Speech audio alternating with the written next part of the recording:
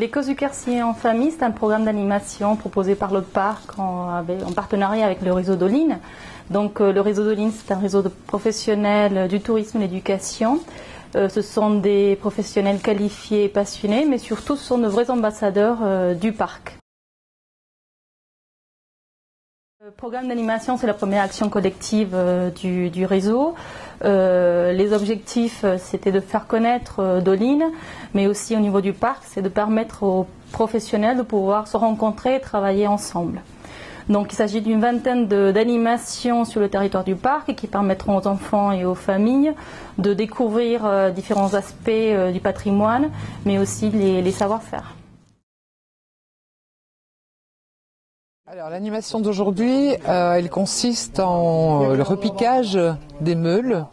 Donc les meules, ce sont les deux pierres tournantes qui écrasent le grain dans le moulin, et le repiquage, eh bien, c'est l'action de retapoter, enfin tapoter c'est beaucoup dire, mais de bien taper sur ces meules, pour en faire déguiser, oui, ces meules, d'y refaire les petits trous qui permettent donc de moudre le grain de plus en plus fin, depuis le centre de la meule jusqu'à l'extérieur. Donc ces trous sont plus grossiers au centre et deviennent de plus en plus fins vers l'extérieur pour que le grain qui vient par l'intérieur de la meule soit concassé de plus en plus fin de manière à ce que ce soit de la farine qui sorte à la fin du tournant, à la fin de la meule.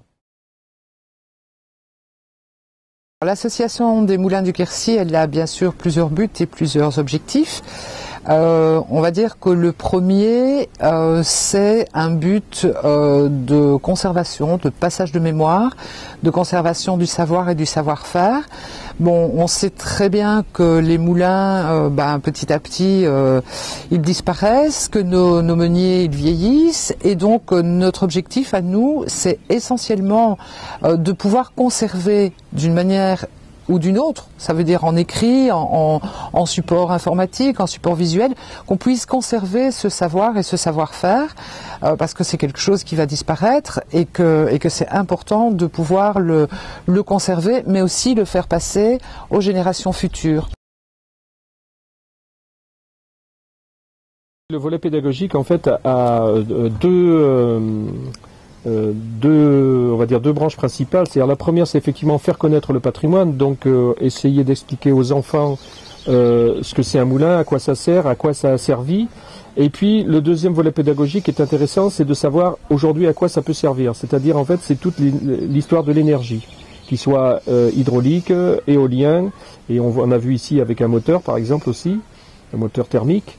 Donc voilà, c'est expliquer un peu tout ce cheminement et expliquer qu'aujourd'hui, si on parle des grandes centrales hydrauliques, des éoliennes ou des aérogénérateurs, eh bien, il y a eu toute une histoire avant, toute une histoire de technique qui a permis d'arriver à ce qu'on a besoin aujourd'hui.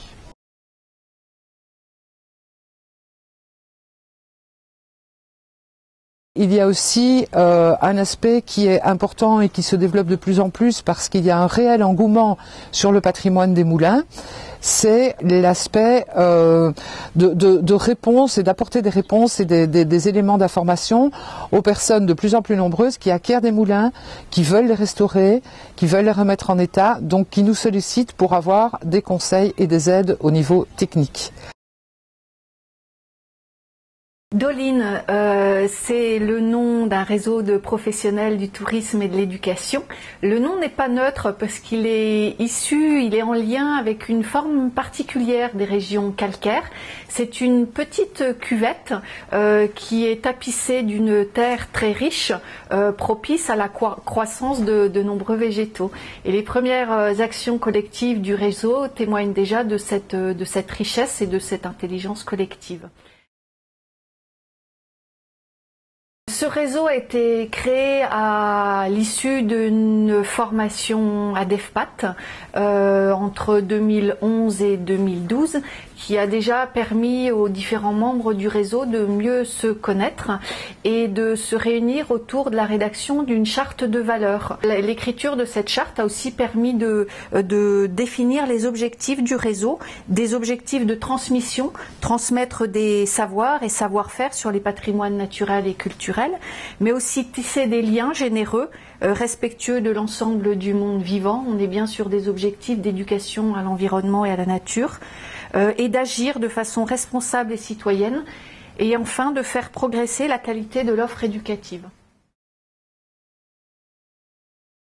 L'importance de ce réseau, c'est de pouvoir échanger avec les autres, d'avoir une vue plus large sur ce qu'on entreprend et surtout de pouvoir créer des partenariats parce qu'on se rend compte finalement qu'on est plusieurs à travailler sur le même terrain, que parfois on travaille dans le même sens et que jusqu'à présent on faisait chacun des petites choses de chaque côté. Or ici, le fait de se regrouper permet d'envisager des choses de plus large spectre et puis de les faire ensemble, ce qui est toujours beaucoup plus agréable.